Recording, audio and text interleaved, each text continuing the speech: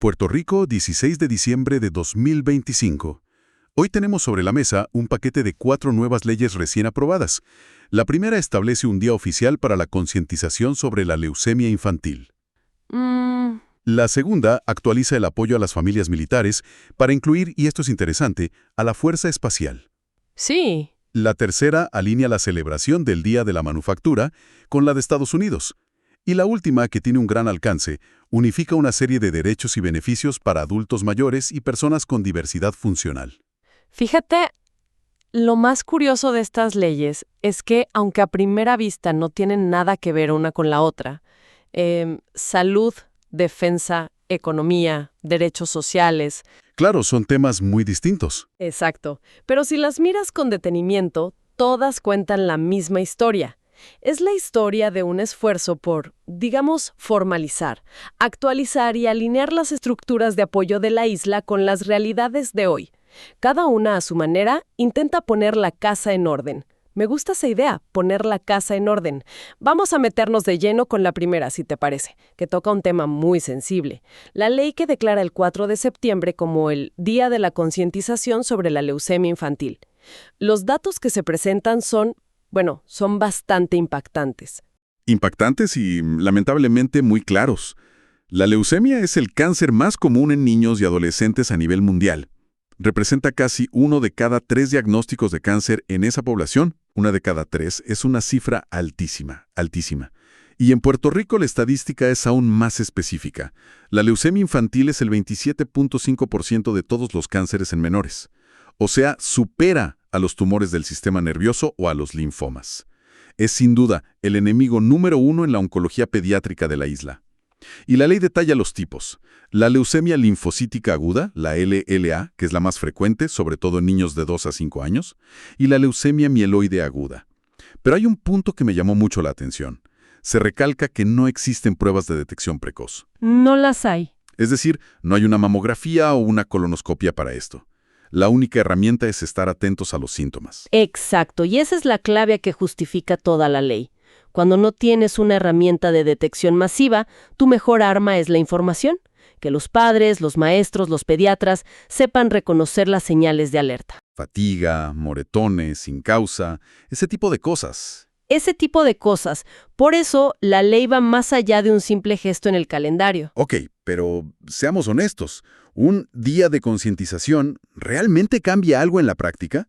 ¿O se corre el riesgo de que se convierta solo en un lazo de color en redes sociales por 24 horas y luego se olvide? Esa es la crítica que siempre se hace, y es una pregunta válida.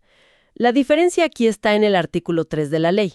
No es solo una declaración, ¿sabes? Ajá. Obliga, y uso la palabra obliga intencionadamente, a que el Departamento de Salud, el de Educación y el de la Familia tomen medidas concretas. Tienen que coordinar campañas, crear material informativo, educar al personal. En esencia, se creó un mandato para que el Estado sea proactivo. O sea que el 4 de septiembre se convierte en una especie de fecha límite o punto de enfoque para que estas agencias demuestren qué han hecho durante el año. Precisamente. Es un mecanismo de rendición de cuentas. Y además, al establecer un día, se le da a las fundaciones y a las familias una plataforma unificada. Así que aquí vemos el primer ejemplo claro de ese hilo conductor que mencionaba, la formalización. Se organiza el esfuerzo. Entendido.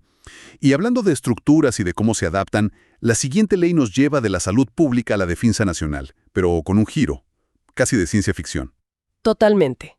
Se modifica una ley que facilita el reconocimiento de licencias profesionales a los cónyuges de militares que se mudan a la isla. Y el cambio central es la inclusión explícita de la United States Space Force, la Fuerza Espacial. Es un reflejo perfecto de cómo una decisión tomada en Washington tiene un eco directo en la vida de una familia en Aguadilla, por ejemplo. Exactamente. Es que eso me parece increíble. Es pensar que el cónyuge de un guardián de la Fuerza Espacial, que quizás es terapeuta o contable, depende de que la legislatura de Puerto Rico actualice una definición para poder trabajar. Y aquí va la pregunta clave. La Fuerza Espacial se creó oficialmente en 2019. Estamos hablando de una ley que se aprueba a finales de 2025. ¿Por qué se tardó tanto? 6 años para añadir 2 palabras a una ley. Esa demora es en sí misma una historia, ¿no? Plantea una pregunta sobre la agilidad y las prioridades legislativas. Es probable que un tema como este, que afecta a un número, pues, relativamente pequeño de personas, No se considera urgente. no se considera de alta urgencia mediática. Queda en una lista de espera. Sin embargo, para la familia que llega en 2023 y se encuentra con que su rama militar no existe legalmente para fines de licencias, el impacto es enorme. Y muy frustrante. Claro, es un limbo burocrático. El texto de la ley cita un estudio que dice que más del 35% de los cónyuges de militares necesitan licencias para trabajar. Es un porcentaje altísimo. Para nada es un problema menor. Y ese estudio también revela que el 40% de ellos cree que el reconocimiento automático fortalecería a sus familias. Esto tiene que ver con estabilidad económica, con bienestar emocional. La enmienda es, como dice el propio texto, un acto de justicia y equidad.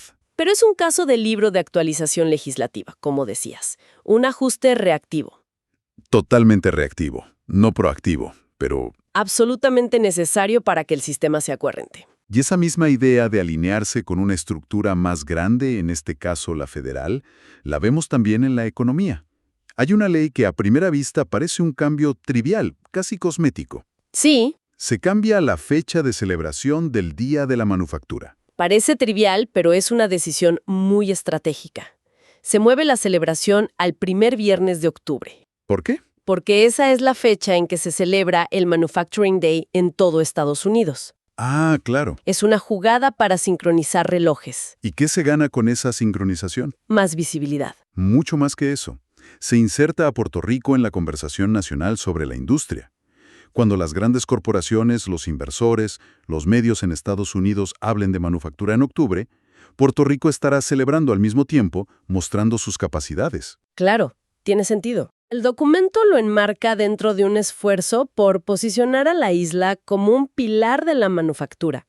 Y ojo, que se menciona que Puerto Rico produce 6 de los 10 medicamentos biológicos más vendidos del mundo. Ese es un dato potentísimo. Potentísimo. Entiendo el objetivo de posicionamiento y de inspirar a la próxima generación, que es algo que la ley menciona explícitamente. Pero, de nuevo, ¿es suficiente con una celebración y un informe anual? ¿Cuáles son los verdaderos retos para que un joven hoy vea la manufactura como una carrera atractiva frente a, no sé, ser influencer? Esa es la pregunta del millón. Y la ley por sí sola no la resuelve, claro. Pero es una pieza del rompecabezas. El verdadero reto es cambiar la percepción de la manufactura. Muchos todavía se la imaginan como una línea de ensamble, monótona. Sí, una imagen anticuada. Exacto. La realidad hoy, sobre todo en biofarmacéutica, es de alta tecnología, robótica, ciencia de datos. Son trabajos muy cualificados y bien pagados. La celebración y el informe son herramientas de marketing, si quieres, para contar esa nueva historia. Y la ley le da esa tarea al Departamento de Desarrollo Económico y Comercio, ¿no? Sí, y con responsabilidades muy claras. Promocionar el evento, coordinar actividades y publicar ese informe anual de impacto. Así que volvemos al tema. Aquí la alineación es el concepto clave. No es solo cambiar una fecha, es unirse a una corriente más grande para amplificar el mensaje. Hemos hablado de formalizar sistemas para la salud, actualizarlos para la defensa y alinearlos para la economía. La última ley que tenemos hace algo parecido, pero a un nivel, mucho más personal y cotidiano. Así es. La Ley Uniforme de Derechos Suplementarios para la Población con Diversidad Funcional y Adultos Mayores. Y la motivación es puramente demográfica. Las proyecciones son contundentes. Sí, vi los números. La población de 60 años o más era del 20% en 2010. Para 2024 casi el 30%. Y se estima que para 2050 será cerca del 40%. La isla está envejeciendo a un ritmo acelerado. La legislación tenía que ponerse al día. ¿Y cuál era el problema? Que los derechos estaban dispersos. Exacto. Había una carta de derechos para la tercera edad, otra para personas con impedimentos, varias leyes. Era un mosaico fragmentado. Esta ley derrumba esos muros y crea un marco único. Y el cambio más práctico es centralizar la expedición de las tarjetas de identificación en el DTOP. Esto suena lógico, pero también me suena un posible dolor de cabeza burocrático, ¿no? ¿Está el DTOP realmente preparado para asumir esta nueva carga? ¿Y qué pasa con la gente que no conduce o que vive en zonas rurales y ahora tiene que ir a un sesco? Ese es el principal desafío de implementación, sin duda. La logística será compleja. Habrá que asegurar que los sescos tengan el personal y quizás crear unidades móviles. Pero la lógica detrás es sólida. Tener un único punto de servicio y una única identificación. Que no será una tarjeta aparte. No, será un símbolo distintivo en la licencia o en la tarjeta de identificación oficial. Se acabó el tener que cargar con múltiples carnets. Hablemos de los beneficios concretos. La ley habla de un 50% de descuento en boletos para espectáculos. Pero, ¿qué tan fácil es hacer cumplir esto? ¿No podría un productor simplemente decir que ya se acabaron los boletos con descuento? Esa es la clásica laguna, y la ley intenta cerrarla. Establece una regla muy específica.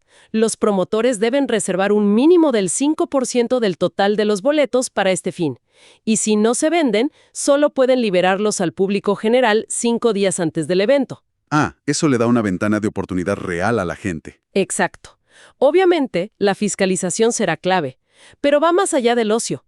Se establece la gratuidad para mayores de 70 años en todo el transporte público del gobierno. El tren urbano, la AMA. También se les integra formalmente en las filas de servicio expreso.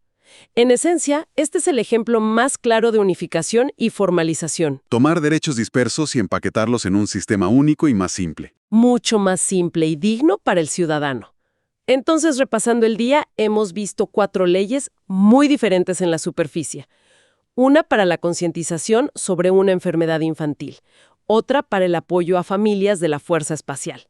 Una para la industria manufacturera. Y la última para consolidar los derechos de adultos mayores y personas con diversidad funcional. Pero vistas en conjunto, revelan un patrón muy claro.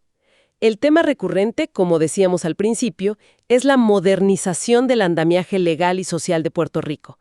Se formaliza la lucha contra una enfermedad. Se actualiza el apoyo militar.